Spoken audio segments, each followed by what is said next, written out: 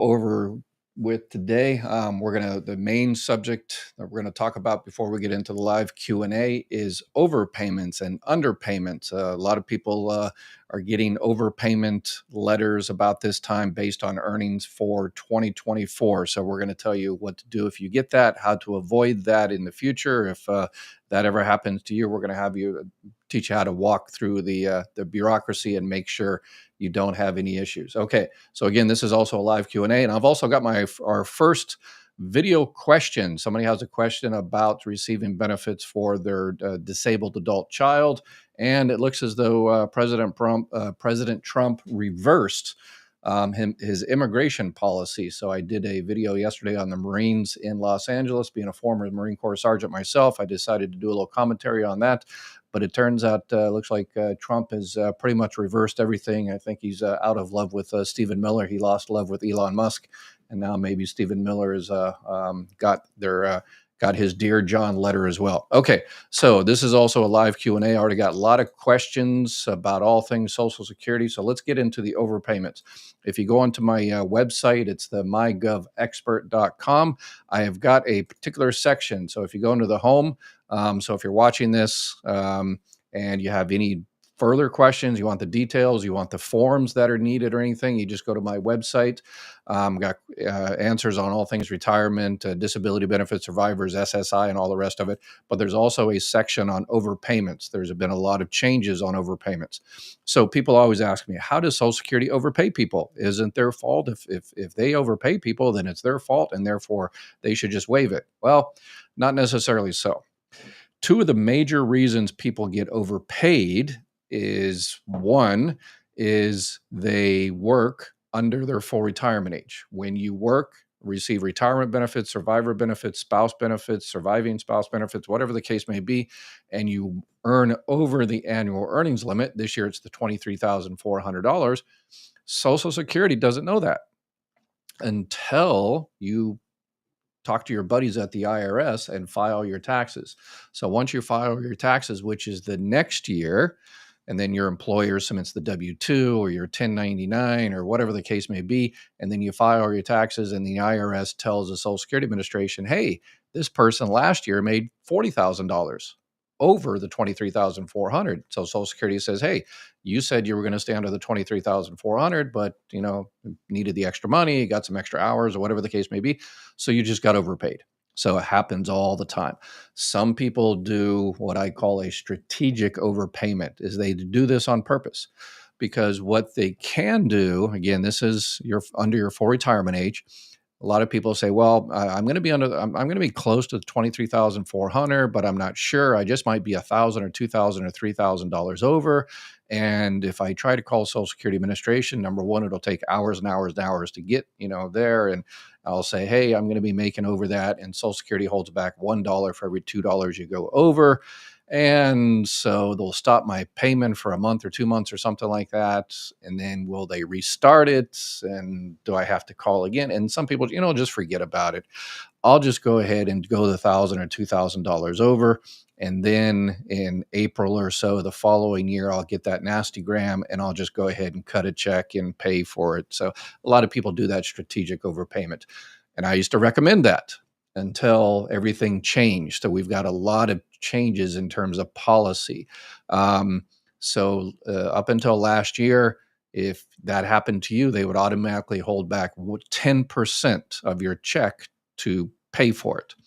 And then in March, the current administration, Doge, and everybody said, no, we're going to hold back 100% of your check. So if that happens to you, we're just going to hold back all of your check until you address the overpayment. And then they changed it a few days later and said, okay, we're going to hold back 50%. So as of right now, June 12th at 3:04 p.m. West Coast time, that's the policy, is they will withhold 50% until you reach out to them and say, hey, here's the deal. I can't pay it, or I'll just go ahead and pay it off at once. And here are the options. So if you have it, you can pay it off in full, request a waiver, and I've got all the details and the forms down there, the SSA 561, the 632, where you can request a waiver. You also have appeal rights, and I've got the actual forms there. You just click on it, and And there's a bunch of frequently asked questions on all of overpayments. Okay. All right. So, and in terms of the other major way people get overpaid rather than the annual earnings limits is disability. People are receiving disability benefits and they are allowed to work. If you're receiving disability benefits, you are allowed to work, but it's very limited. There's lots of limitations on receiving disability benefits and working.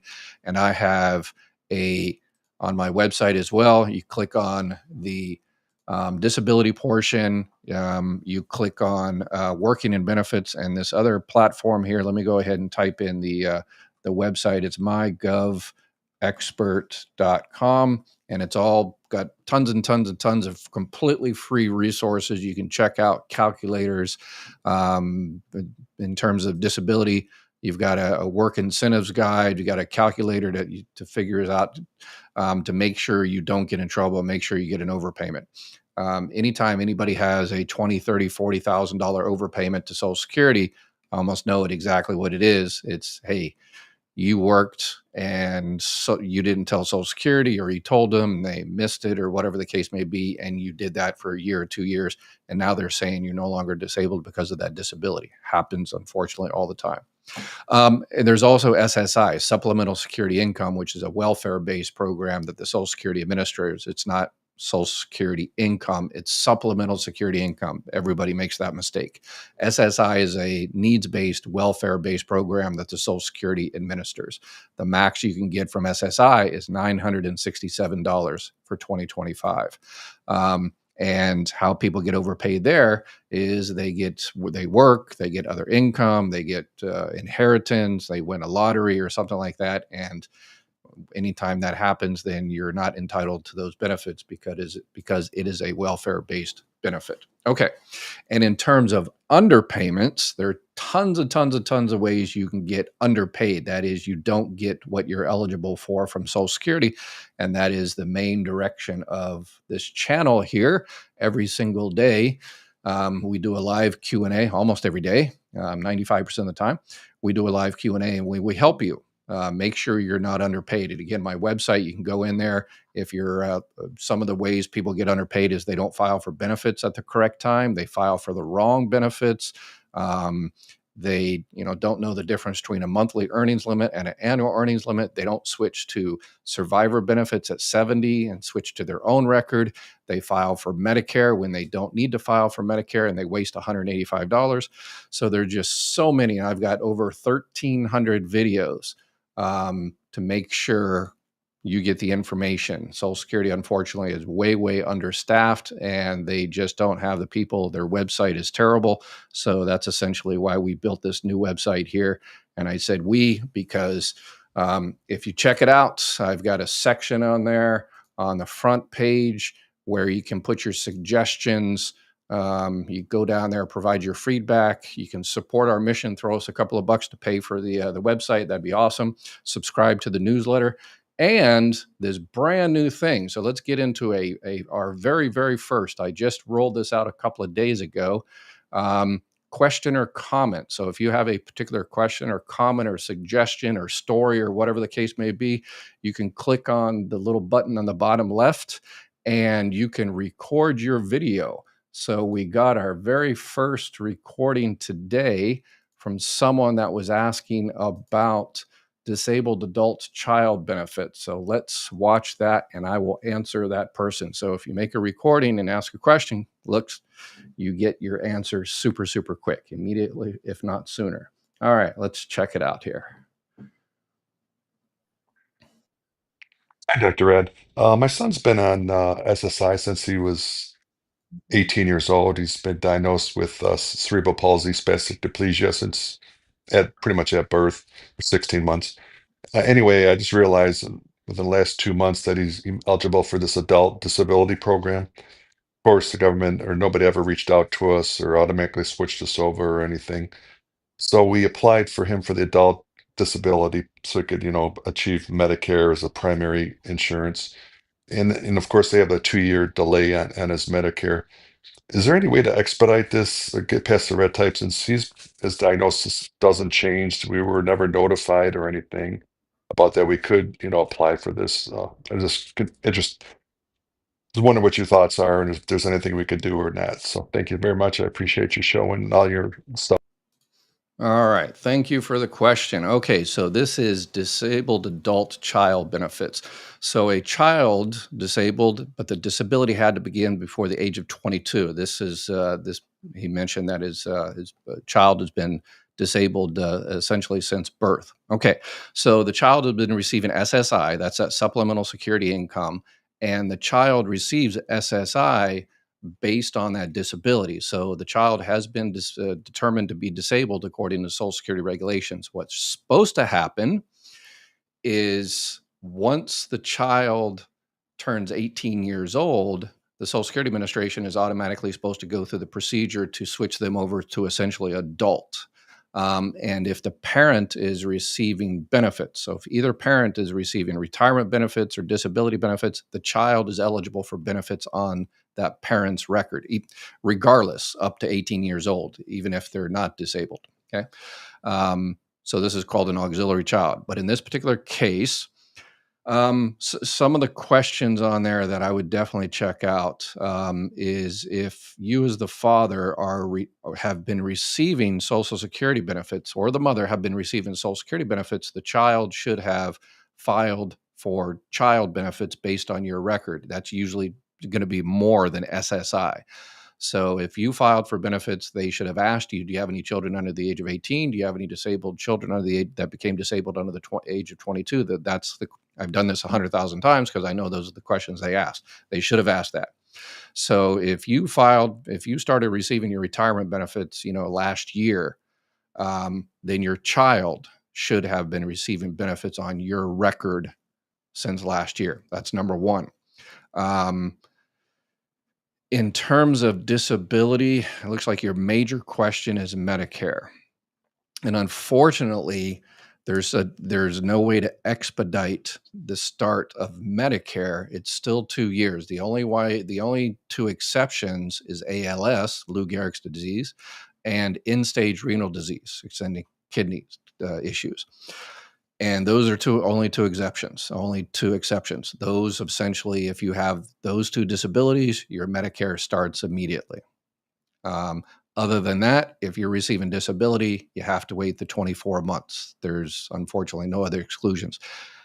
But here's where our community, our awesome community, is great at this. I am going to encourage everybody to reach out to their politicians and say, if you agree with this, that, hey, if someone's receiving disability benefits, they're disabled, they've got medical conditions, why do they have to wait 2 years to get Medicare? Obviously, when once they turn 65, they get it at 65, even if it's not the 2 years. But if they're 45, 55, 53, whatever the case may be, or a child, they have to wait 2 years, and they're disabled. Why do they have to wait 2 years to get Medicare? So everybody should be. I would argue everybody should be like ALS and get their Medicare based on their disability immediately. And who was one of the key people that got the ALS exception passed? It was, I just showed a video a couple of days ago about this gentleman, Senator Whitehouse from, was it Rhode Island? He was one of the key leaders that got that ALS exception. So reach out to your senators, your politicians, see not to contact Senator Whitehouse and Rhode Island and say, hey, we need to do it for everybody. The reason the 24-month delay is when this was negotiated, when Medicare was added to disability in the early 1970s.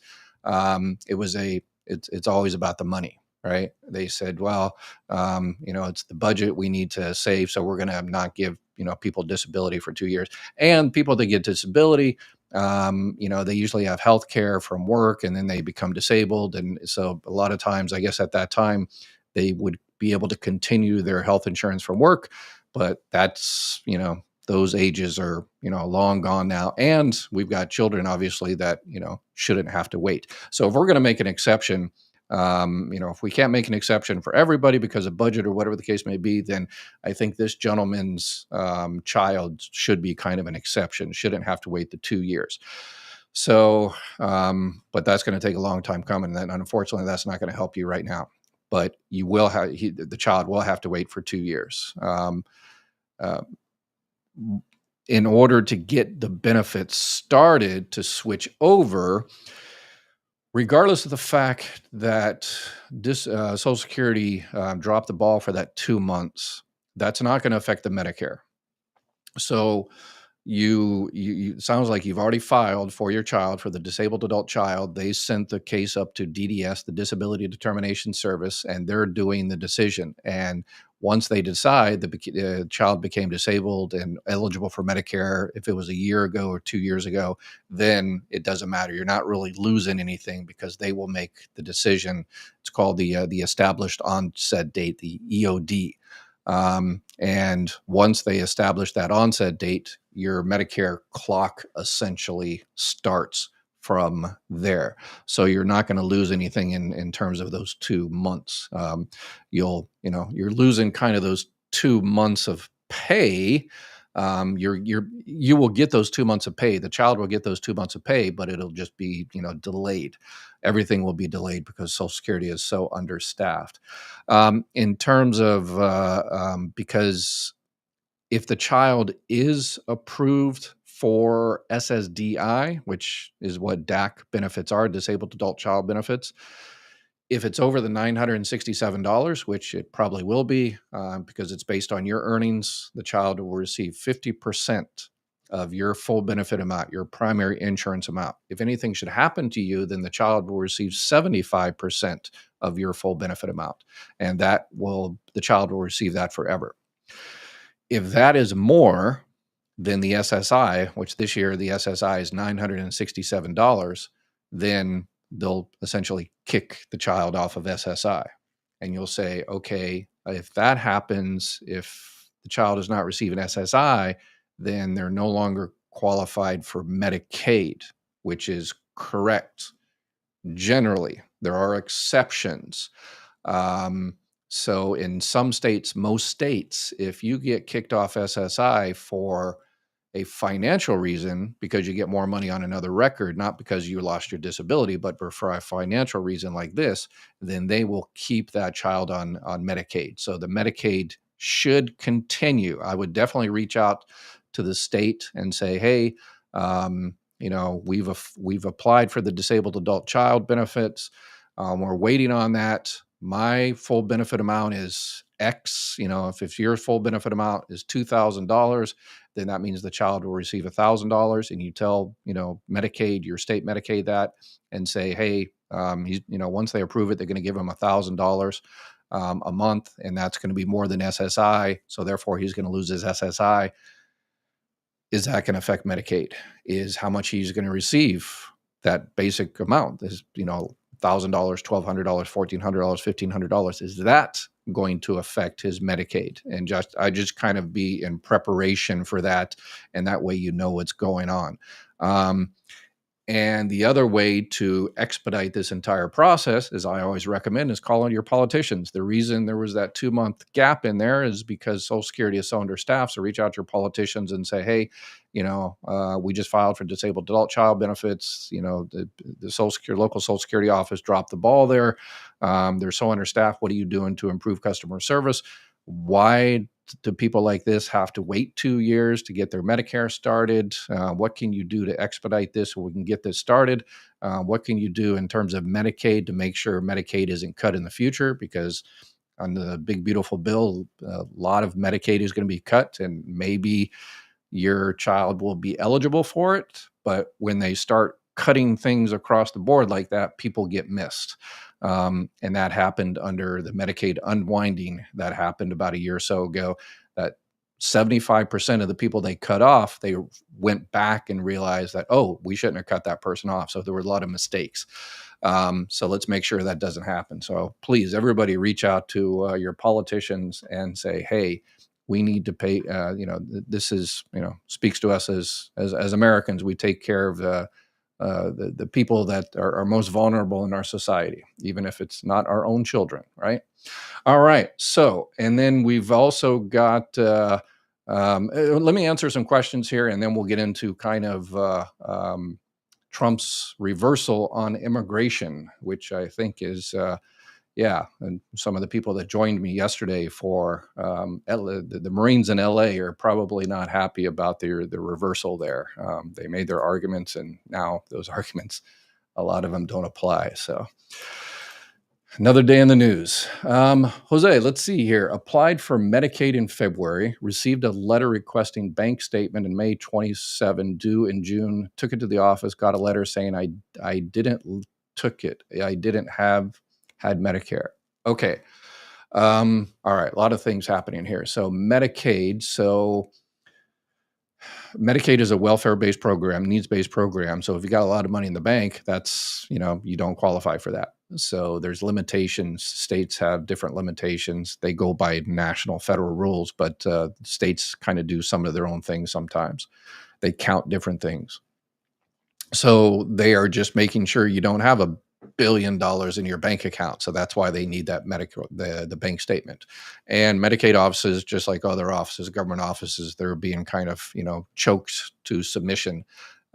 So either they dropped the ball or they didn't have the staff to record your letter. So I would reach out to them and say, hey, I took it in and all the rest of it. But in terms of Medicare, so if you're receiving Medicare, that's not going to affect your Medicare. Other than if you are approved for the higher levels of Medicaid, then they just might pay for your Medicare Part B premium, that $185. So usually, before I worked for Social Security, I worked for Medicaid, so doing social services. And usually what they do is, and challenging them on this, make sure they do it right. If they say you are eligible for Medicaid starting, a month ago, 2 months ago, make sure they pay, and you're the higher levels of Medicaid, make sure they pay for your Part B. And if they do, it'll take a little bit time to kind of work through the system. So sometimes people pay, they get the $185 deducted out of their Social Security check, and then the state pays for it or whatever. And you get basically the Social Security, Medicare gets 2 payments.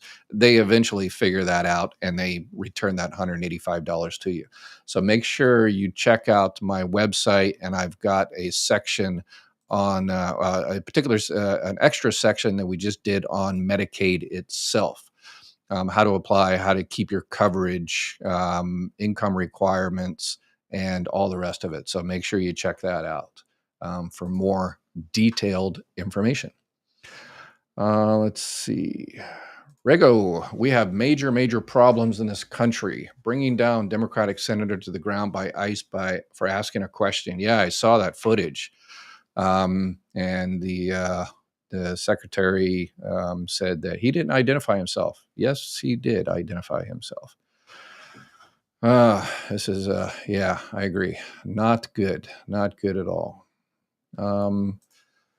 What appeal form can you use if you were never listed in the beginning for WEP, but should have?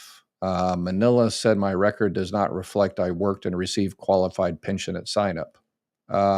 If your record was never wept, then you're good. So if your record, if your PIA, your benefit amount was never less, I'm not going to say reduced, it was corrected. But if your benefit was never reduced because you were receiving a non-covered pension, because you were not receiving, if your benefit was never reduced because you were not receiving a non-covered pension, then you're not WEP. So it has no relevance to you at all. So that means you did not work in a non-covered employment, that you did not work in one of those 3% of employment places like this, the old CSRS, the federal government, or a state, local, city government that did not pay into Social Security, the Social Security part of FICA. So would a misspelled name on my birth certificate interfere with me applying for Social Security benefits? No, you'll have to get it fixed. But yeah, it's no problem. So get on your birth certificate. So that's probably this on your birth certificate. It's probably the same name on your Social Security card. If your Social Security card is also misspelled, then you'll need to change it. But if your Social Security card is the name is correct, spelled correctly, and if you were born in the United States, then they're not even going to ask for your birth certificate. So if it's misspelled on your birth certificate, no, it won't affect your Social Security benefits, unless there's, again, unless your Social Security number, your Social Security card is misspelled, or there's other, the date of birth is wrong or something like that, and then they request it, and then if they request it, then they'll say, hey, it's spelled wrong, you need to get it fixed. But now, about 2 or 3 years ago, no, it's more now. About 3 or 4 years ago, they changed the policy that most people, if you're born in the United States, you don't even need the birth certificate. If your Social Security number is correct, the date of birth, everything is correct, they go by that. But in your case, it shouldn't be an issue. The only way you can get it fixed is to reach out to whatever county, state that you got your birth certificate and get your birth certificate corrected, the spelling of it. So happens all the time. So Mike from Marietta. My aunt's husband was waiting until 70 to file, but he passed unexpectedly, never having filed. Is she now forced to immediately file for survivor benefits, or can she wait a while? She's not forced, but remember, for survivor benefits, they don't increase if she waits past her full retirement age. So if she is, 66 and 8 months, or 67, or whatever the case may be, her survivor benefits are not going to increase anymore, because it doesn't. If she's waiting till 70 to get more survivor benefits, there's no such animal. You're just wasting 3 years of money. So I'm not sure how old she is, but anybody that's receiving survivor benefits that wants to file for survivor benefits should not wait past the full retirement age.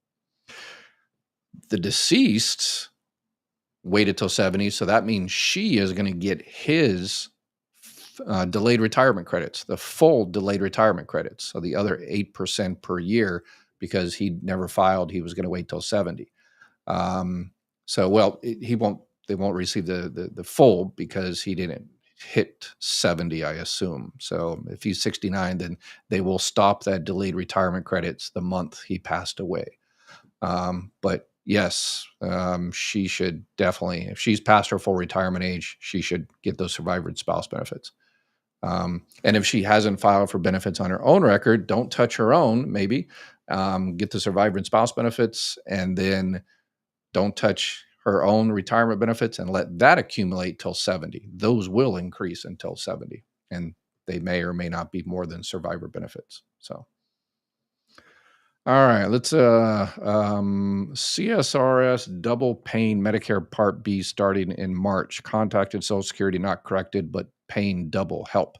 Yeah, that's just the computer system. So it just, yeah, that's unfortunate. You are paying for it, or you paid 3 months, and then it's coming out of OPM, or they're taking it directly out of your Social Security check, or you're paying it directly because you weren't getting benefits. The system is pretty good. The computer system is pretty good in this respect. So once the computer system sees that March, April, May, June, or whatever were double paid in terms of the $185, it'll give you automatically a credit that is 100% computer generated. So unfortunately, yeah, but you've been waiting till March, so that is something. There's something missing there. OPM isn't paying, or whatever the case may be, or something's not clicking correctly there. But normally 99.9% of the time, if you're double paid a particular month, after about a month or two, the computer system catches it and gives you an underpayment. So it'll say, hey, you've got a credit on your account for 2 months of 185 days. So yes, that was not a Freudian slip. I just misspoke, and people that watch my channel all the time knows I get tongue-tied sometimes. So that was not a Freudian slip. So what took place today is chilling. Plus, yes, yeah, that was Semper Fi, hoorah. Yeah, and it looks like I would just speaking of misspeaking. I thought it was announced that the Marines, the 700 Marines, were coming from Pendleton and 29 Palms, and I figured it'd be from Pendleton, not 29 Palms, but it turned out to be 29 Palms. And 29 Palms, I used to call that Lizard Watch. That is the most godforsaken land the Marine Corps has, is 29 Palms. So those Marines are probably like, huh, we can get out of the desert and actually go someplace. But yeah, they are. Yeah. Dr. Ed, at what point do you transition from receiving child in care to Social Security retirement? Does it happen automatically? Okay, so if you're receiving child in care benefits, it happens automatically. So if you're still taking care of a child that is under the age of 16 or a disabled adult child that became disabled before the age of 22, your child and care benefits will stop and transition to regular old spouse benefits at your full retirement age. And that's pretty much automatic. So why does Social Security get to determine how much we can make in a year? They are trying to keep the population poor. Yeah, that goes back all the way back to 1935. Social Security retirement was supposed to be a replacement for lost wages. So if you don't lose wages, then yeah. So that's where the annual earnings limit comes in before your full retirement age. Once you hit your full retirement age, you can make $1 billion a month. It doesn't matter anymore. So you're not restricted there. But in terms of early retirement, yeah, it's been like that since, 90 years now. I would like to postpone benefit payments to avoid a tax hit in the year I turn 70. Can I wait to file until 70 plus 6 months and qualify for the 6 months retroactive? Yeah, absolutely.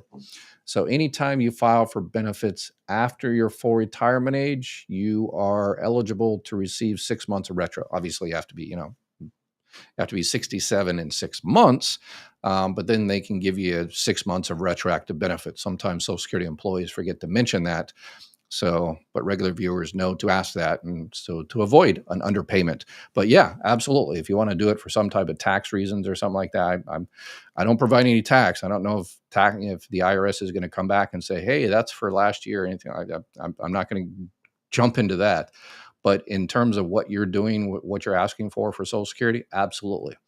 So you can wait for 70 and 6 months and then ask for 6 months retroactive. Absolutely. Is that 23,400 in gross or net? Both. If it's gross, if you're W-2, net income from business if you're self-employed. Let's see. Stephen, Ed, question about your experience working at the Social Security. What's the documents that persons visiting the building failed to bring with them? Thanks for your service. And the Navy got you up there. And the Navy got you there. That's right. Our sister service. Anyway, about what the documents that persons visiting the building failed to bring with them. Yeah, it really depends on the particular situation. So probably the biggest thing is when people want to sign up for Medicare because they refused Medicare Part B when they turned 65, which is a good idea if you're receiving health insurance from work, yours or your spouse current work, and your employer has 20 more employees, then you do not have to sign up for Part B. So, and then 2 years later, 3 years later, 4 years later, when you stop working, stop receiving health insurance from that work, then what people failed to do is bring in the documentation to prove that they had health insurance from work.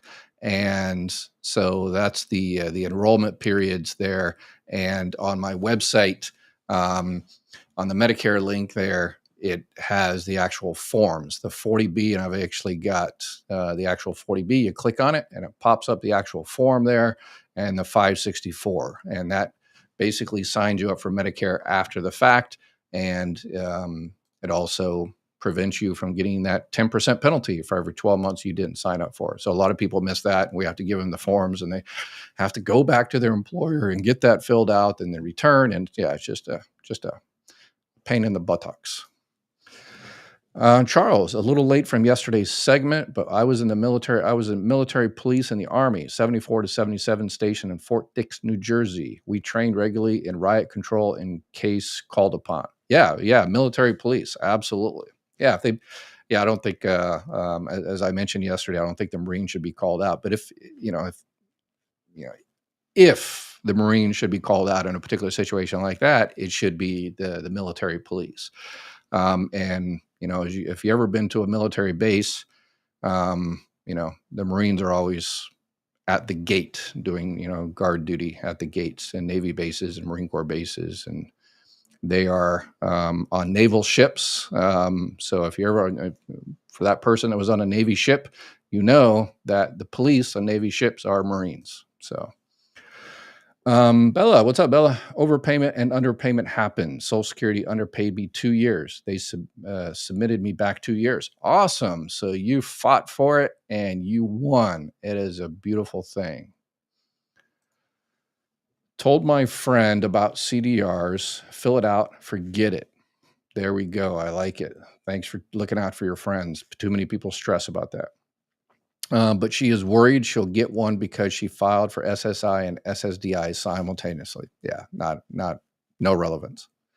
Denied Social Security SSI, but got SSDI. But her BPQI says SSI CDR in 3 years, SSDI in 7.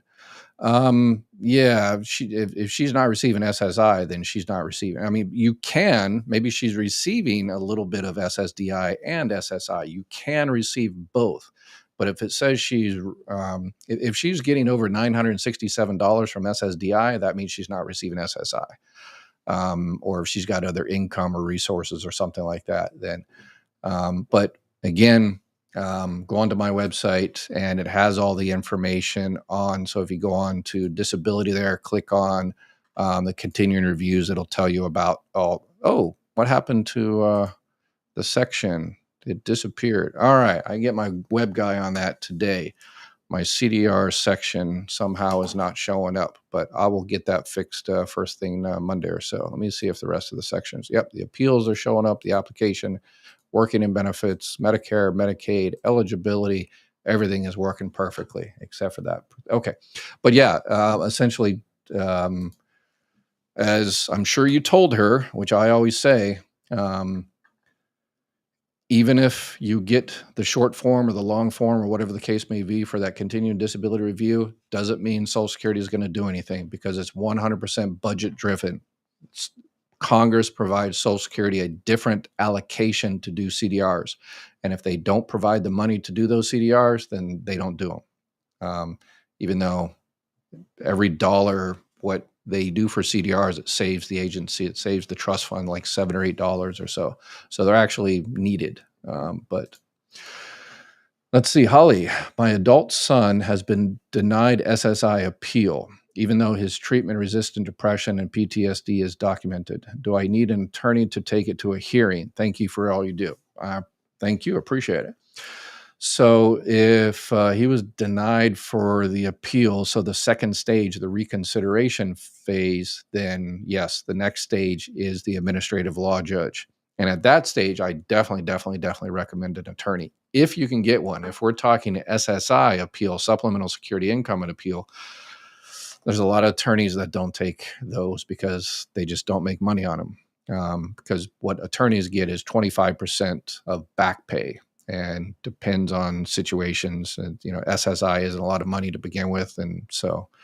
But if you can find an attorney for that stage of the appeal, the administrative law judge appeal, yes, I would definitely get an attorney and try to get one locally. I always recommend local attorneys because they know the local judges. Those national, giant disability lawyers you see on TV. Yeah, those not a good luck, not a great experience with those personally. I'm not saying they're bad. All you lawyers out there that want to sue me now because I said I'm not talking bad. I'm just saying I personally haven't had a lot of good experience. I like people to use local lawyers that just drive around your town. I'm sure you'll see a billboard on some lawyer in your town that takes disability. So, okay, I already answered that one. Will she get a CDR for the SSI in 3 years, even though she didn't receive it, or 7 years? So yeah, if she's receiving SSI, she's going to get a recertification or an RZ limited issue, what it's called in SSI land, is she's going to get a review pretty much every year because she's receiving SSI and it's a welfare-based program. So, but that's more of a financial review. But in terms of the medical review, yeah, if she's getting SSI and they said she needs a medical review every 3 years, then she'll get it theoretically every 3 years. So I'm not sure why they did 2 CDR rotation dates, 3 and 7 years. That doesn't make sense. So I would reach out to them and say, hey, okay, what is it, 3 or 7? What's going on? Yeah, and then she'll have better idea whether she's actually receiving SSI. Focused Lady, what's up? Considering overpayment and ID theft for a friend. All right, got a lot of awesome people here today asking about stuff for their friends. We always like that. Those are our heroes. Always out there, going out there, looking out for people in our community. You guys are awesome. Considering overpayment and ID theft for a friend, how do overpayments work for the Social Security website document called New Social Security Numbers for Domestic Violence Victims when Homeless? Okay, yes. So these, you need a lot of documentation. Social Security is very, very, very hesitant to give people new Social Security numbers because people ask all the time, oh, I screwed up I bought a boat and I couldn't afford it. And now my credit report is all messed up. So I want to switch my Social Security number, start fresh. Yeah, people come in all the time and ask for that. Sorry, no. In my office, we had maybe one a year, once every couple of years of people. And usually those came in with like FBI, witness protection type, getting new Social Security numbers. But we also had domestic violence. So you will need to provide that documentation. She will need to provide that documentation to get a new Social Security number. And then she might have changed her IDs and stuff like that. So I would get those police reports and everything and file and submit download the SS5, Social Security 5. SS5 is the application you need for that Social Security card, and you're basically asking for a new one. And you'll need to provide a lot of information for that. Let's see. If I filed a request to reconsider for 6 months retro survivor benefit, how long does the process take? Under normal circumstances, month or so. But these ain't no normal circumstances. You're lucky if your local office has the staff to do something like that. That type of stuff usually goes up to kind of the more technical experts, and a lot of those been pushed out of the agency by DOGE. So contact your politician saying, hey, what's going on? Is foreign earned income count toward the income cap while getting Social Security at 62? If it's on your taxes, it's, whatever you and the IRS decide is your income, wherever it comes from. Again, it's earned income. So if you have a business overseas or whatever the case may be, and you're actually working for that, then yes, if it's earned income. So whatever the IRS reports to Social Security, that's what Social Security considers. They don't kind of, play with the tax type of stuff. They just defer to the IRS in that particular case. Filing for Medicare start November 2025. Taking Social Security March 2026. Can I pay Medicare Part B premium monthly so I don't overlap payments once my Social Security in March? I don't want to pay 3 months at a time. Yeah, you can go on to the Medicare thing and pay it on a monthly basis, kind of, rather than paying, through the mail every 3 months. Yep, they've got that new system that you can go in there and pay for it a monthly basis. Absolutely. I just applied before full retirement age and I want to withdraw my application because I want to wait until 70. How do I withdraw my application? No money received yet. Oh, okay. So then it shouldn't be that difficult. If you haven't received a check yet, you can call the local Social Security office, and maybe if you're super, super lucky, talk to the same Title II claim specialist that took your application and tell that person, say, you know what, never mind. But what you'll have to do is file an SSA 561. It just will withdraw an application that you want to withdraw it. But be prepared. It might, because local Social Security offices can't do that. They have to send it to the regional office to do that type of action, and most of the regional offices have been closed by Doge. So you might get a payment or two before they take that action. So what they will do is they will withdraw that application, and in the meantime, if you do receive a month or two, then you'll receive a letter that says, this withdrawal of the application doesn't take effect until you pay us the money back. And then at that time, you just write the check and pay in the money back. So it's not no big deal. And then you just wait till 70. So let's see, Jackie Weir. Hey, fellow Weir. All right. I think you joined us about last year or something. Yeah. What about if you're a legal guardian for a child under 18 and you file? I'm hoping to retire at the end of this year and raising two grandchildren. One will still be under 18. Yeah, unfortunately, a legal guardian in itself doesn't help. I've got a section on this about grandparents, because there's a lot of grandparents out there taking care of their grandchildren now. The grandchildren can get benefits from your record if the parents are deceased or disabled. So both parents have to be deceased or disabled. And then you have to be providing half support. And the only other way is if you actually adopt those grandchildren. If you adopt the grandchildren, then they can get benefits on your record, 50% of your full benefit amount. And if something happens to you, they will get 75% up until they hit 18 years old or essentially graduate high school. So thank you for taking care of your grandchildren. Sounds like, yeah, I'm sure they appreciate it. That's because you're a Weir and you're awesome. All us Weirs are awesome like that. So. Francis, I called my senator every day. I like it. There we go. Annoy the heck out of them. Everyone should get it right away. I had to wait 2 years, nearly lost my leg as I couldn't afford the surgery. That was a rough time. No other health care. Yeah, the whole thing about, you have to be, you have to be this, that, and the other to get health care in this country. And it's like, well, everybody can get health care. It's just, are we being more efficient at it? If people say, oh, we're not going to give Medicaid to this person, or we're not going to give Medicare to this person until they're 2 years, and we're not going to give the Affordable Care Act to this person or this group or something like that. I says, okay, so that means if they don't have health insurance, they don't have Medicare, Medicaid, or whatever the case may be, that means they're not going to get sick, right? They're not going to, almost lose their leg. They're not going to fall down. They're not going to be in a car accident. No, they're still going to have all that. It's just now, if they don't have the insurance, they're going to go to the emergency room, the most expensive place to get primary care. And there's a very good chance they're not going to be able to pay for it. And so the hospitals are going to get stuck with it. The government's going to get stuck with it. The states are going to get stuck with it.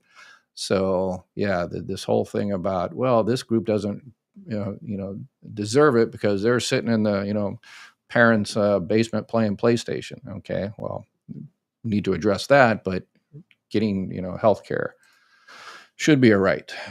It's called detailed earnings report or something like that. Okay. TIZ answering the question for something else. Somebody else, I appreciate it. There's in terms of earnings record, there's called a CEQI and a DEQI. CEQI is just a summary earnings record where it just basically shows how much you paid throughout your life. And then there's the DEQI, the detailed earnings query, and that tells you exactly the name of the company, the EIN of the company, when you worked, how much you paid into FICA tax and Social Security, and all the rest of it has all the details in your DEQI. So let's see here, Amber. 2 of my children are disabled. My husband and 1 disabled child are members of a vet benefit for ADHD of $2,500 from their grandfather. Will this impact benefits? If it's SSI, possibly, because SSI is a needs-based program, and if the children are receiving $2,500, then they don't need the money, according to Congress and everybody. But if they're receiving SSDI, Social Security Disability Insurance, and that $2,500 is not earned income, it's unearned income, it's just a benefit that they're receiving, it doesn't affect SSDI at all. So it really depends on what type of benefits they're receiving. Again, SSI, yes, 99% of the time. SSDI, nope, not at all, because it's unearned income. My work has me as Jerry and legal name is Gerald. What should I do? In terms of your Social Security card, if your Social Security card is correct, the name on it, then in terms of all things Social Security, you're good. But if your employer, employers do that all the time. But as long as your last name is correct and your Social Security number is correct, the most important thing is if you have doubts like that, make sure you go into ssa.gov. I recommend this all the time. Go into ssa.gov, set up a My Social Security account, and check your earnings record. Make sure the earnings that your employer notifies the Social Security that you earned actually gets into Social Security. Lisa, both of my dependents have been approved, but we haven't received our back pay yet from my approval. So have been approved. So it really depends whether we're talking about disability benefits, at what level. Did you have to file a reconsideration, an appeal on this? Is it retirement? Yeah. So if you're supposed to receive benefits this month or last month or whatever the case may be, and you're not, then it depends on what type of benefits you filed for. Sometimes they take a bit longer than others, but everything is taking way, way too much time across the board. So reach out to your politicians and say, hey, and it's easy to do. You go on to your politicians, your federal, the two senators, your congressman that represents your particular district, and you go onto their website, and their website has a little button you click that says, I need help with a federal agency. And you click on there and says, hey, we need that money. Why aren't you supporting the local Social Security office so they can get the job done, so they can get me my darn check? So if everybody did that, and as speaking of, if people protested the government, guess what? I guess if you have money, if you protested the government, you get to action.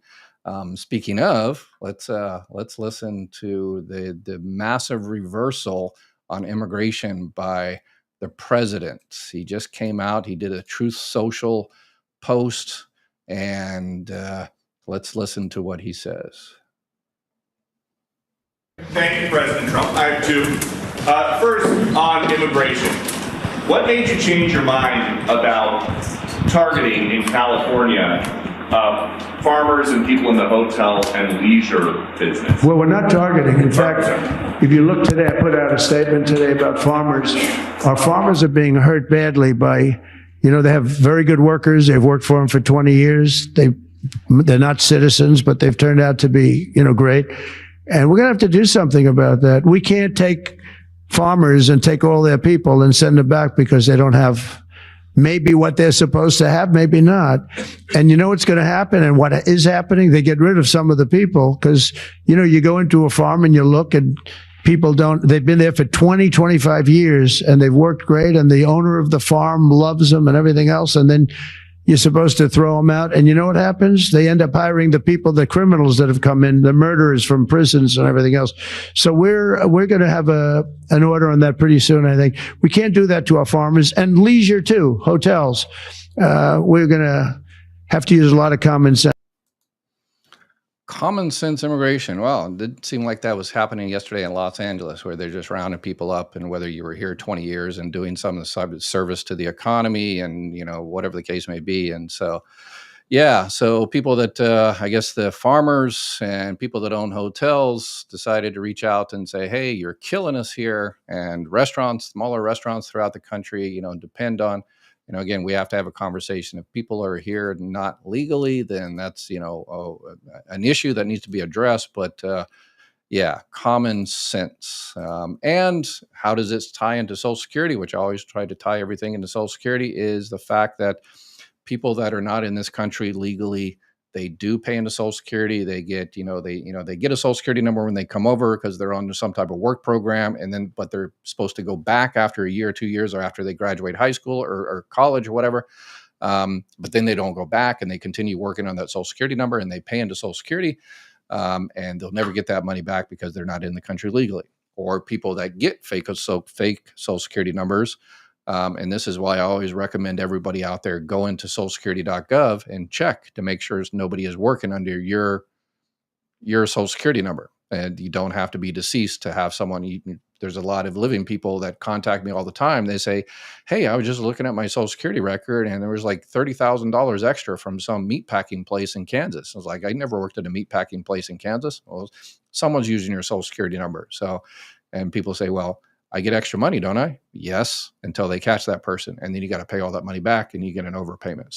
So $37 billion is paid into Social Security, a donation to the Social Security Trust Fund, essentially. And so if we kick all those people out, because they're not here legally or whatever the case may be, then it hurts the economy, inflation, because other people have to be hired, higher wages, and it hurts the Social Security Trust Fund. So there are multiple effects. Obviously, I think everybody's 100% on the same page in terms of if someone's over here on, criminals, MS-13 gang members or something like that. I haven't seen anybody that says, oh yeah, they should stick around. Yeah, no, everybody pretty much agrees. Bye. But if you're here, working, raising a family, doing your thing, then we need to do something else. And it looks like the president has finally come to that realization. Again, I'm sure Stephen Miller is not happy. So even after Elon Musk allegedly stole his wife. How do you correct the name on your birth certificate? My Social Security, driver license, everything else is correct. If your Social Security number is correct, and again, you were born in this country, so you're born in this country, so they're not going to ask you for your birth certificate anyway.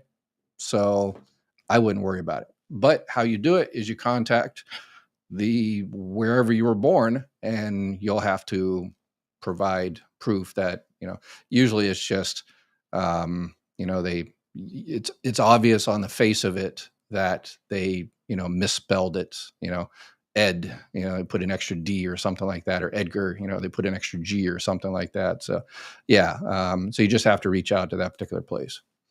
The person who said their name on their birth certificate was incorrect, you may need to get that fixed if you ever apply for a passport. Yeah, the passport, that's a whole different animal. Thank you, Kitty, for bringing that to our attention. Yeah, the passport is a whole different animal. Douglas Tanaka, thank you, Penelope. Penelope is here. I didn't see Penelope. She is awesome. I think she worked for Social Security or something, but I don't know if she ever worked for Social Security, but she's always answering questions, and she has been 100% right all the time. So hopefully Penelope will ask a question, because she always asks questions for people and makes comments. So Penelope, or Taken Took, or all the other people that are regular viewers, click on my website, go to the bottom left, and let's see your face if you're willing. If you're not, you put your cat or dog up and have your cat or dog talk for you or something. Let's see if we got any other questions here. Will I get any Social Security if I allegedly did a early retirement late 2024 and am still working part-time? My full retirement age is if you made over $23,400 for the year, then this is your first year. Even if you made over that, then they can switch to the monthly earnings limit. So the monthly earnings limit. So if you started, let me see, if I already did a early retirement year 2024. Okay, so let's say you started your benefits in July of 2024, and then before that, from January till June, you made $1 billion. Doesn't matter, because that's before you started your Social Security benefits. The key was, did you stay under the monthly earnings limit starting in July once you started your benefits? If you did, then you're good. No issues whatsoever. And this year, because this is your second year, you just have to stay under the annual. There is no monthly after the first year. You can only use that one time. So you have to stay under $23,400. So if you go over that, then Social Security will hold back $1 for every $2 you go over. Ed, you keep cutting out on YouTube. Oh, thanks for letting me know. If anybody else, other people said no, haven't cut out. So might be somewhere in your area there. Yoga is a religion that sprang forth from the corrupt roots of sexual. Oh, okay. Actually, it was, yeah, there's 8 different major parts of yoga, and it's called yoke. It's come from the Sanskrit word, which means to yoke. Anyway, so I can get into an hour discussion on that. But anyway, I won't. So yeah, the Western yoga is completely different. But yeah, anyway. Don't ask me how I know that. So happy I found you're fully of great information you give us all. I appreciate it. Thank you very much. Oh, okay. Be nice. Yeah, use a spiritual discipline originate. Yes, there's karma yoga and there's jhana yoga and bhakti yoga, and there's all kinds of different types of yoga. So yeah, I don't do the stretchy type of yoga. I'm not stretchy enough. So.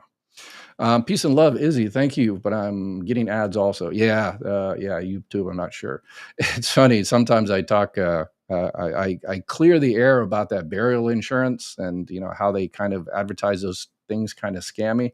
And sometimes at the same time I'm talking about those, there's a burial insurance ad that pops up. But some people, I highly recommend burial insurance for some people, but there's a lot of unscrupulous people out there that tries to sell that stuff. But so that's why my son is looking for a place to hook you all up in case you do need burial insurance. You want to kick around some options for that. So he is working on that right now. Connie, thank you for the $10. I appreciate it. You are too awesome. Got my spouse benefit approved. Check is on the way. The senior stuff told me that if they ever reduce SSI in the future, will not affect me because I'm grandfathered in. Hope this is true.